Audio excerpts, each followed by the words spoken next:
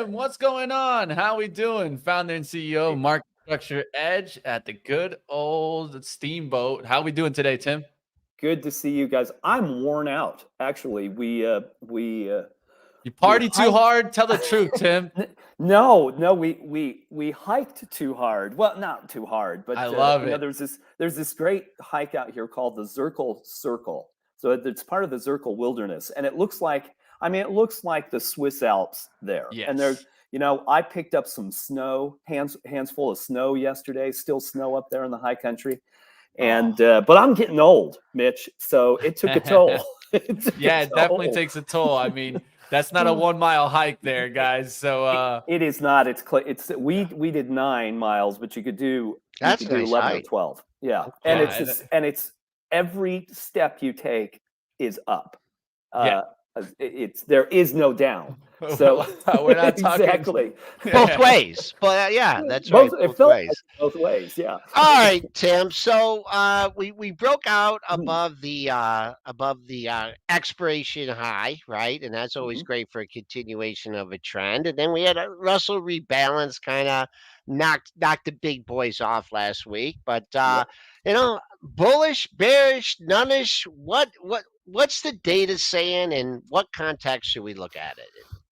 Yeah, I think it's the central question, isn't it, Joel? Mhm.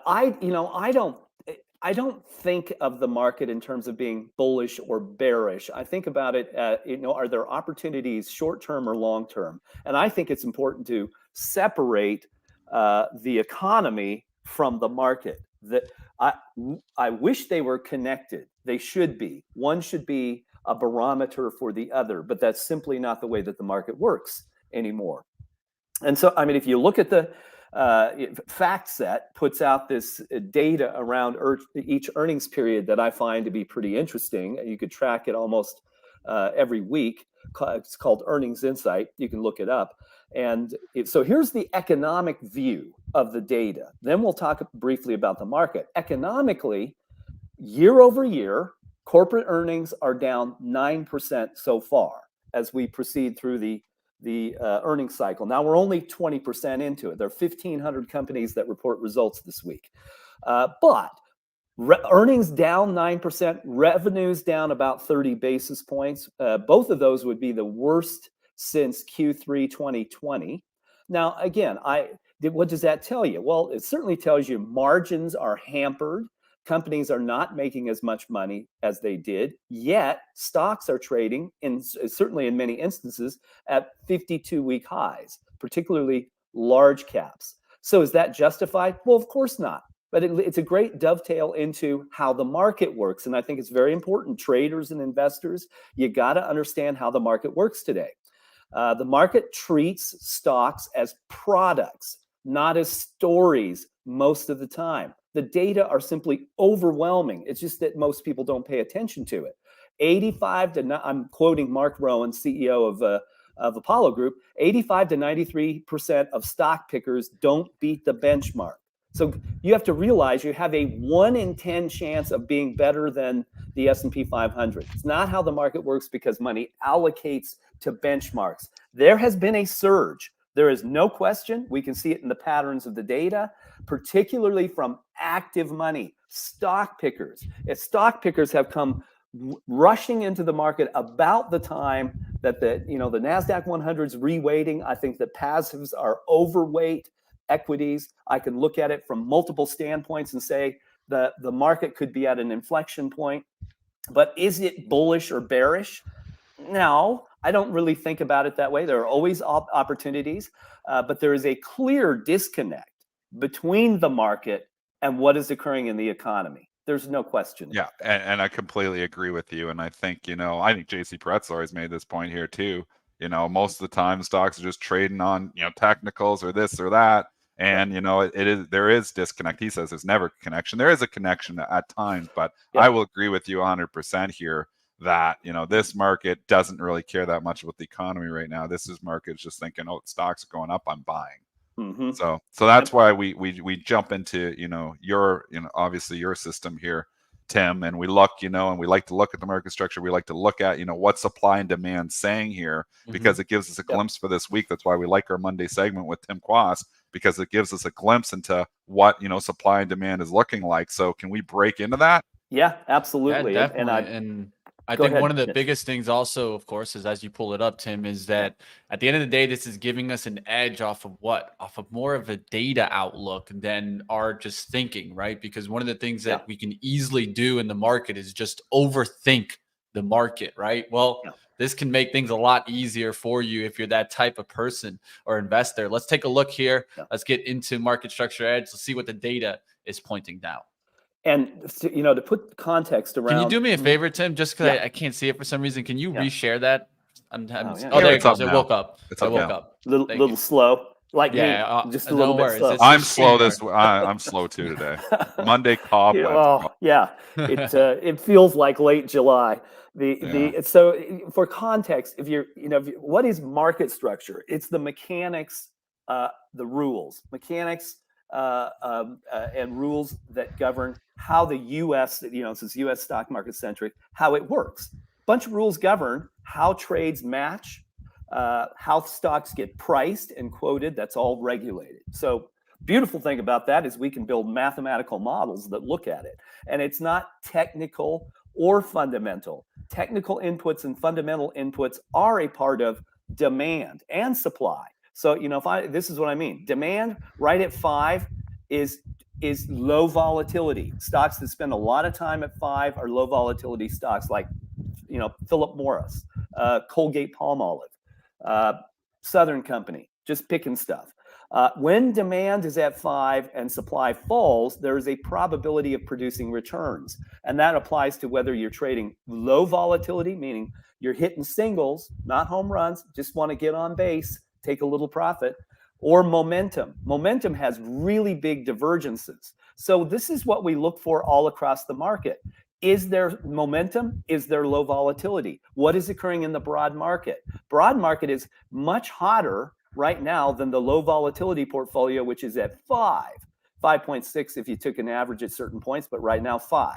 So 6.6 that's the S&P 500. Whoops, I got to reload that. Sorry about that. So if you look at broad market sentiment, I think this is very telling. If you back up and you look at I'm going to do this for the sake of illustrating a point. So if you look at a 3-year view, where did the market do really well? Well, it did really well in here, back here from November 2018 all the way to around September 2021. This is a great stretch. What was demand like? There are no drops below the green line at all.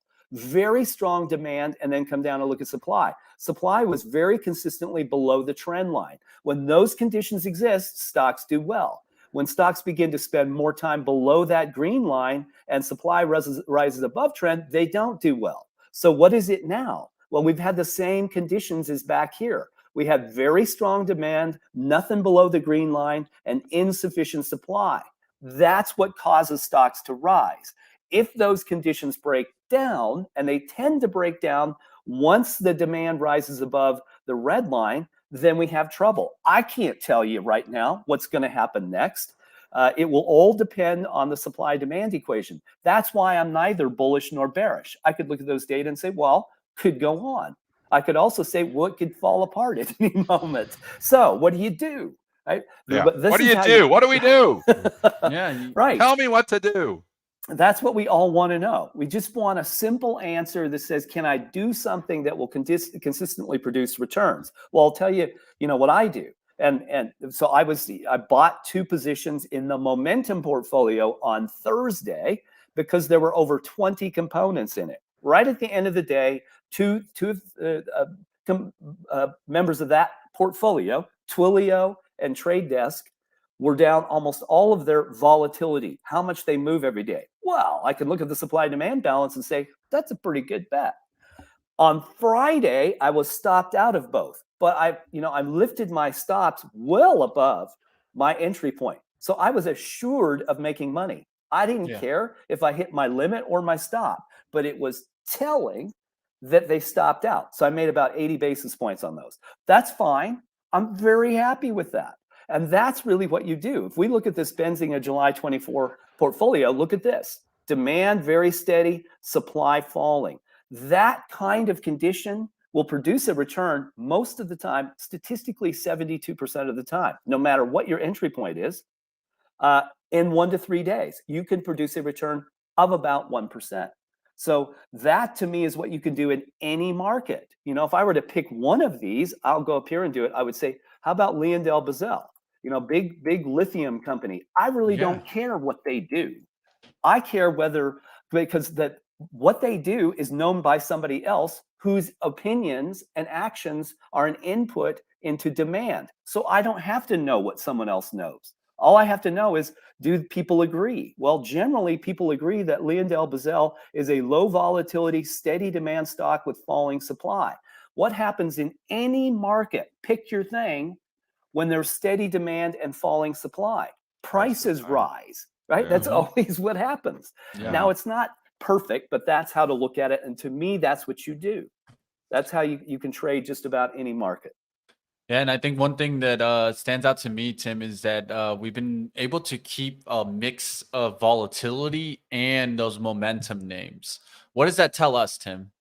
It tells us that the market doesn't have full agreement on the conditions in the market. If those two things are very similar, look, and the numbers have fallen. You know, if we went back to May, mid-May, right at options expirations, there was an explosion of momentum components, momentum portfolio components, jumped up to like 35. Well, that's a lot. And sure enough, the market ran until that number dropped. Then low volatility jumped up to 35. And what happened to the Dow Jones Industrial Average? It hit 52-week highs because everybody wanted low volatility. And when the two are very similar, it tells you there is a bifurcation of opinion. Under the skin of the market, people are wondering whether this is sustainable. And yet there's enough enthusiasm to impute a bit of momentum to the market. It's kind of a clash. And I don't know which side wins out. I don't really care. I'm just going to keep trading divergences. Tim, what's been working for me is looking at your market structure edge, just that first momentum one. I like seeing those momentum stocks. I think there was 8 last week. There was 4 the previous week. It looked like there was 11 in there. And I always like to see them because they change. Yes, I like to see what's in there. So if you can dig back into there, gives you a feel for where people are looking right now. So, I really like that, and here you go. There's 11 of them there. AMD, that's a new one in there. That wasn't in the last week. It is. Yeah.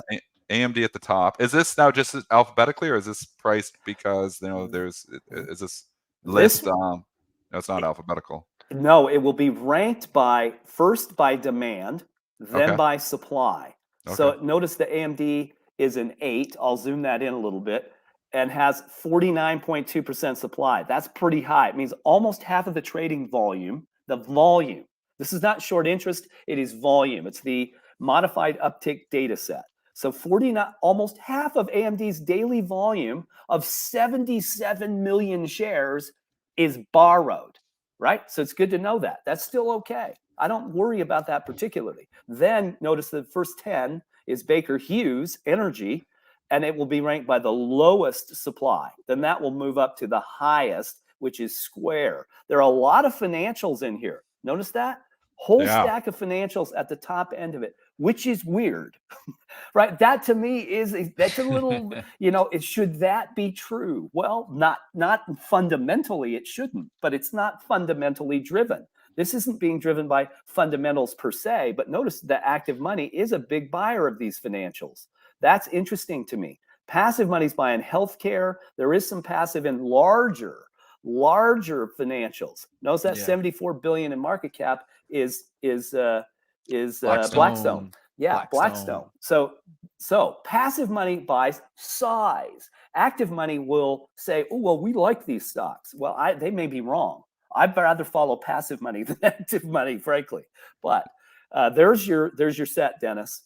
Yeah. Well, what's interesting too is, like you were saying, there's actually a number of different industry groups covered in there. Sometimes you see, and it's all tech or it's all banks, but there was, a few tech stocks. There was a consumer staple, I believe, was in there. I forget now the list, but you bring it back up. It seems to be diversified. That game that Jim Cramer plays, am I diversified? Tim, that was a diversified portfolio right there, I think. It is. It is. And if you bought it, mathematically, this is true. You know, I've got I call him Just young got to Nate, the scroll over to see mathematician. the symbols again. Yeah, so we crunch data all the time. We found that if you bought just the midpoint price of anything in the momentum portfolio, you would in 1 to 3 days. We calculate 1 day, 2 day, 3 days. What's the probability of a 1.5% return above your entry price? Well, it's a 72% likelihood. Now, again, that means 28% of the time you won't. But I would take those odds any day. That is massively better than Las Vegas, right? Well, I'll tell you one thing, guys. I see a lot of people asking about the data in the chat. Well, you can, guys, just go ahead and take a look. Get your 30-day free trial, right? No credit card even needed. So if you haven't gotten your free trial, what are you guys waiting for? Check it out. Market Structure Edge. Link in the chat and, of course, in the description. Always good to have you, Tim Quas. Always good to be here, guys. Thanks, Thank you Tim. very much. Good to see you. Have a great week. Have a good one, Tim.